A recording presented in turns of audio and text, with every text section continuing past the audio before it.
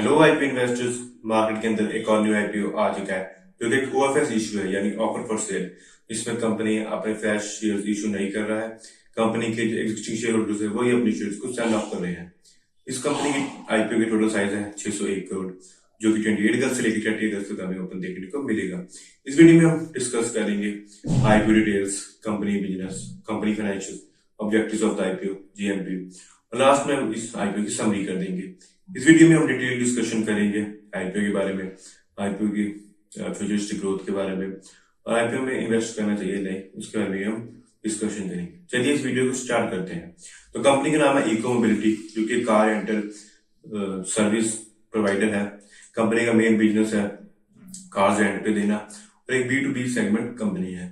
आइए पहले आईपीओ के डिटेल्स के बारे में बात कर लेते हैं। तो आईपीओ की ओपनिंग डेट है 28 अगस्त और क्लोजिंग डेट है 30 अगस्त। अलॉटमेंट 2 सितंबर तक मिल जाएगी। लिस्टिंग डेट इसकी 4 सितंबर को कंपनी ने फाइनल की है। फेस वैल्यू है 2 पर शेयर। प्राइस बैंड है 318 to 334 पर शेयर। लॉट साइज है 44 शेयर्स का। टोटल इशू साइज है 601 करोड़, जो टोटल एक ऑफर फॉर सेल है। इसमें कंपनी अपने कोई भी फ्रेश शेयर इशू नहीं कर रही है। इशू टाइप है एक बुक बिल्ड इशू, और लिस्टिंग इसकी एनएससी और बीएसई में हमें देखने को मिलेगी। अगर हम कंपनी के बिजनेस के बारे में बात करें तो कंपनी की स्टार्टिंग हुई थी 1996 को, जिसे अप्रॉक्स 28 ईयर्स हो चुके हैं इस कार रेंटल बिजनेस के अंदर।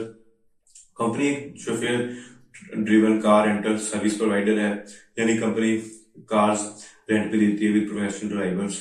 कंपनी B2B सेगमेंट में वर्क करती है मेनली, जो कि सीसीआर में शोफेयर कार रेंटल्स और एक ईटीएस एम्प्लॉयर ट्रांसपोर्टेशन सर्विसेज।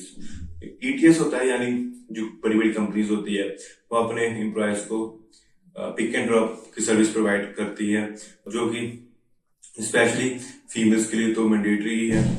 तो उसके रिलेटेड भी ये कंपनी कार्स रेंट पे देती है। कंपनी के पास 500 बड़े बड़े क्लाइंट्स है जो जिसे ये अपनी सर्विस प्रोवाइड कर रही है।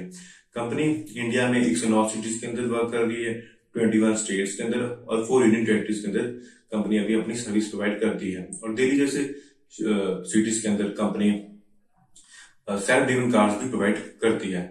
कंपनी के पास 12,000 कार्स की फ्लीट है, जिसमें economy vehicles, luggage vans, limousine और विंटेज कार जैसी लग्जरी कार्स और मिनी वैन। कंपनी के क्लाइंट्स के बारे में बात करें तो कंपनी के क्लाइंट्स बहुत ज्यादा हैं। अगर उनमें से मेन कुछ बड़े बड़े क्लाइंट्स के बारे में बात करें तो HCL, Indigo, Deloitte, urban company, HDFC life insurance और गवर्नमेंट ग्लोबल टेक जैसी कंपनीज है। अगर हम कंपनी की टोटल मार्केट कैपिटलाइजेशन के बारे में बात करें तो कंपनी की टोटल मार्केट कैपिटलाइजेशन है 2004 करोड़। और अगर हम कंपनी के फाइनेंशियल्स के बारे में बात करें तो कंपनी की सबसे बड़ी बात है कि कंपनी प्रॉफिटेबल है। कंपनी का इस साल का प्रॉफिट है 62 करोड़ के समथिंग अराउंड, जिसमें से अगर रेवेन्यू की बात करें तो रेवेन्यू 68 करोड़ का। अगर हम 2022 और 2023 के कंपैरेटिव देखें रेवेन्यू का तो उसके अंदर एक अच्छी ग्रोथ देखने को मिली है।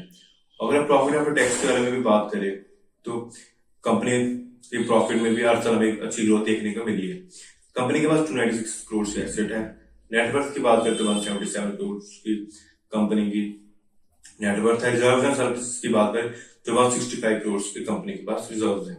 अगर हम बोरविंग की बात करें 21 करोड़ की कंपनी के पास बोरविंग है, जो कि पिछले साल 33 करोड़ के आसपास थी। तो कंपनी ने 10 करोड़ के आसपास अपनी उधारी कम भी की है।